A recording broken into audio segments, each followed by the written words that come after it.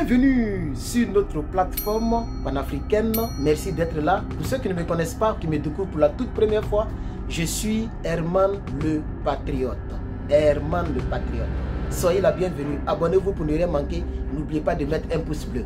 Alors aujourd'hui, nous allons parler de celui que j'appelle affectueusement le cocotier. Nous allons parler du cocotier. Le cocotier guinéen. L'homme le plus long de la Guinée et l'homme qui ne veut pas quitter le pouvoir. Il veut durer de manière longue au pouvoir. Donc nous allons parler du cocotier de la Guinée. Donc soyez la bienvenue sur nos différentes plateformes. Alors, de quoi s'agit-il exactement en Guinée? Il m'a été informé ici que la police a été déployée partout en Guinée. De manière massive, très massive. Et l'on nous apprend que c'est pour la sécurité des Guinéens pendant la fête. Mais est-ce que la Guinée est frappée par les terroristes? Est-ce que la Guinée, il y a quoi en Guinée? Il y a la guerre en Guinée? Il y a quoi en Guinée en réalité? Pourquoi un tel dispositif en Guinée? Pourquoi?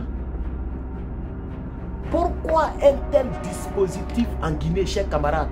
Et on dit c'est pour protéger les Guinéens, c'est pour la sécurité des Guinéens, pour bien fêter, pour passer bien les fêtes de fin d'année. Moi, j'ai envie de dire que je ne pense pas. Je ne pense pas. En réalité, le monsieur, le cocotier, a dit qu'il quittait le pouvoir le 31 décembre 2024. C'est la fin de sa transition. C'est la fin de sa transition. Donc pourquoi on met 5673 policiers dans les rues? Pourquoi? 5000 policiers. Et je ne pense pas que c'est partout en Guinée. Je suis sûr qu'on les a concentrés dans la capitale guinéenne, à Conakry. Si au moins c'était le capitaine Ibrahim Traoré qui déploie 5000 policiers à Ouagadougou ou bien au Burkina, on va dire comme ça, on peut comprendre.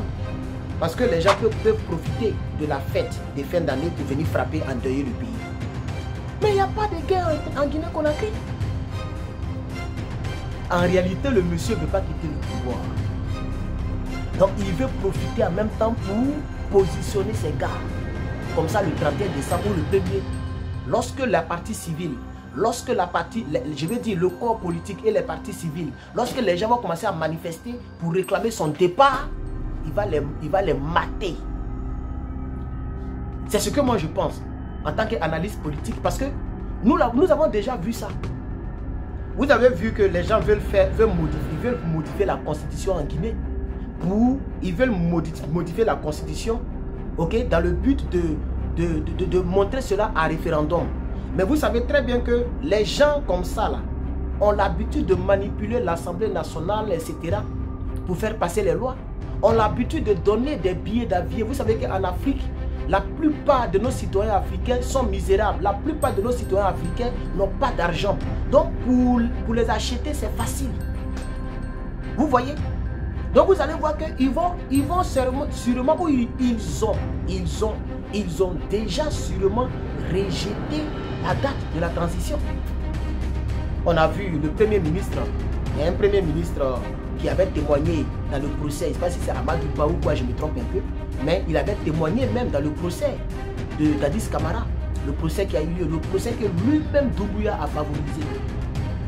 C'est vrai, et c'est bien que les victimes de ce qui s'est passé le 28 septembre 2024, au stade du 28 septembre, parce que c'est le nom du stade au fait. Le stade s'appelle 28 septembre et les faits se sont déroulés le 28 septembre.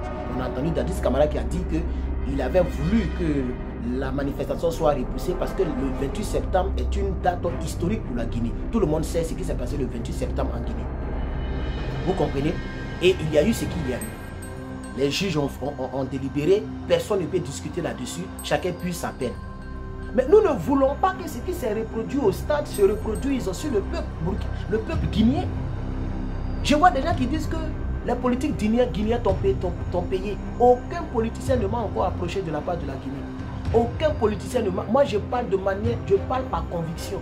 Si vous me voyez parler d'un autre sujet, vous pouvez dire, ah, peut-être que il a fait un arrangement avec quelqu'un, c'est pourquoi il parle de la boutique, ou bien il fait campagne de, je vais dire, publicité de quelqu'un, c'est-à-dire si il fait publicité d'une pommade, ou bien quelque chose comme ça, vous pouvez penser, je peux comprendre. Si il dit, il y a une femme qui est à Abidjan, elle vend pommade, voici le nom de sa boutique, allez-y la soutenir, peut-être que c'est publicité. Mais quand moi je parle politique, on ne me paye pas. Politique, tu peux pas, je parle par conviction, aucun Guinéen ne va comprendre. Il y a des Guinéens qui me remercient, mais c'est des Guinéens lambda qui me remercient pour dire merci de penser à notre pays. Parce que parmi les cyberactivistes, je suis pratiquement le seul qui parle de la Guinée. Je suis pratiquement le seul. Remarquez, cherchez, vous allez voir. En tout cas, les cyberactivistes qui sont en vue, je suis pratiquement le seul qui me rappelle de temps à autre de notre pays frère, la Guinée. Et ça me fait mal que la Guinée ne fait pas partie de l'AES. Parce que normalement, la Guinée devait adhérer à l'AES. La Guinée devait être le premier pays à adhérer à l'AES.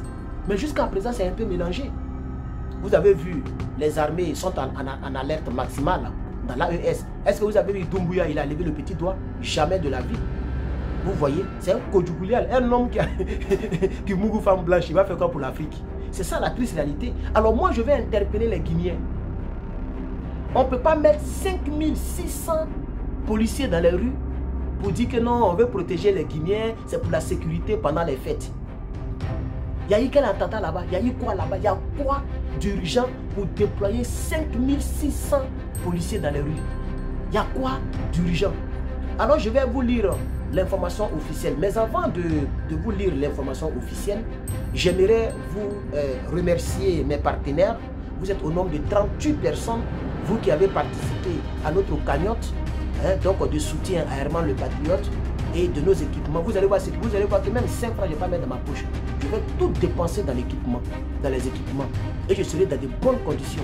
Je vais me prendre une bonne chaise, bien propre. Quand tu es assis dedans comme ça, tu es content. Voilà, j'ai vu une chaise, mais c'est un peu cher. 600 $, c'est tout. Ça va prendre toute la cagnotte. Donc je vais laisser ça, je vais voir encore l'autre chaise. Si je n'ai pas le choix, je vais prendre les chaises que les gens qui jouent jeu là. Voilà, il y en a de 300, 400, 300 $. Peut-être c'est ça que je vais prendre. Voilà. Donc je remercie mes partenaires. Je veux aussi encourager toutes les personnes à aller sur hermanlepatriote.bigcartel.com pour commander le t-shirt que je porte. Ça s'appelle NRP, t-shirt NRP, Nouvelle Révolution Panafricaine. C'est pourquoi le coup de poing il est en l'air. Pour ceux qui ne voient pas bien, voici à quoi ça ressemble. Désolé, je ne sais pas si vous voyez bien, voici à quoi ça ressemble. Voilà. Donc c'est notre logo, c'est notre t-shirt. C'est moi-même qui imprime les t-shirts. C'est vrai, j'achète en gros, j'achète les trucs et je travaille sur les t-shirts, j'imprime. C'est 100% coton. Alors toutes les personnes qui veulent me soutenir et qui sont fiers d'être africains et qui aiment le t-shirt NRP que je porte, allez-y vous procurer le t-shirt NRP sur lepatriote.bigcartel.com. Merci beaucoup d'avoir suivi cette pause publicitaire. Alors nous allons maintenant lire voilà l'information officielle. Alors, un dispositif policier, un dispositif policier très remarquable pour sécuriser les fêtes de fin d'année en Guinée. Alors ils disent que c'est pour prévenir les incidents et c'est pour garantir la tranquillité politique du pays. Mais est-ce que c'est quel politicien qui fait rébellion en Guinée pour qu'on puisse déployer 5673 policiers dans les rues dans le but de garantir la tranquillité politique du pays? Ils ont peur que la société civile marche. Ils ont peur que les politiques réclament le départ du cocotier. Et c'est pourquoi ils ont mis ce dispositif policier. C'est pourquoi ils ont fait ça. Comme ça, ils vont mater tous ceux qui vont sortir. Ils vont les chicoter dans les rues, les gazer dans les rues. C'est des choses à dénoncer. La Guinée n'est pas en alerte maximale. C'est l'AES qui est en alerte maximale. Arrêtez de faire peur aux gens pour rien. La Guinée n'est pas en alerte maximale. Donc arrêtez de faire peur aux gens pour rien. Donc ils disent que ils vont déployer 256 pick-up. Vous voyez les pick-up là, où il y a les policiers qui s'asseyent derrière beaucoup là. Ils vont déployer 255 pick-up. Ils vont déployer, vous voyez les véhicules blindés où lui-même il se promène souvent là. Il y a les véhicules blindés là, de la gendarmerie, mais je ne sais pas quoi. Voilà. Ils vont déployer 40 véhicules blindés. 40 véhicules blindés qui vont mettre à des points stratégiques Et ils vont déployer 256 pick-up où les policiers seront remplis par dizaines pour, d'après eux, sécuriser et assurer la tranquillité du pays en période de fête, la tranquillité politique en période de fête. Qu'est-ce qu'ils appellent la tranquillité politique? Ils ont peur de quoi? Vous voyez? Donc je voudrais interpeller mes frères guinéens. Voilà. Donc c'est la Direction Générale de la Police Nationale, DGPN. C'est la DGPN qui a informé toute la population, ok, et tous les transporteurs routiers, ok, parce que les pics commencent à se promener partout, donc il faut que les transporteurs soient avisés. Donc ils ont informé les transporteurs routiers de l'interdiction de circuler de gros porteurs dans le Grand Conakry. Le gros porteur, les gros camions là sont interdits parce que ça bloque facilement la voie pour la mobilité de les pick-up. Donc ils ne veulent pas que les gros camions circulent à Conakry du 30 au 31. Pourquoi ils ont mis du 30 au 31? Ça veut dire, c'est ce que je vous disais. Le dispositif policier là, ce n'est pas pour les fêtes de Noël. C'est pour empêcher et gazer tous ceux qui vont manifester le départ du cocotier le 31. Puisque normalement c'est le 31 qui quitte le pouvoir.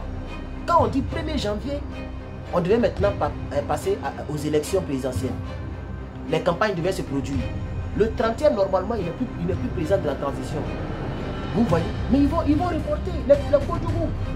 Donc ils disent le 31, le 30 et le 31 décembre 2024, ainsi que le 1er janvier 2024, entre 16h et 8h.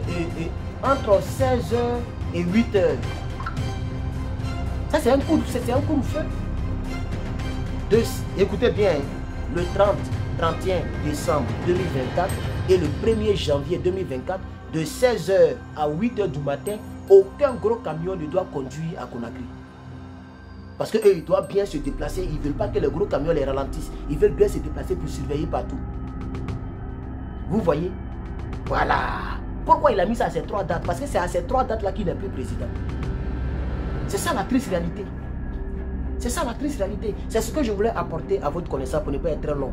Dites-moi en commentaire ce que vous pensez de l'information et de mon infonalisme que je viens de faire.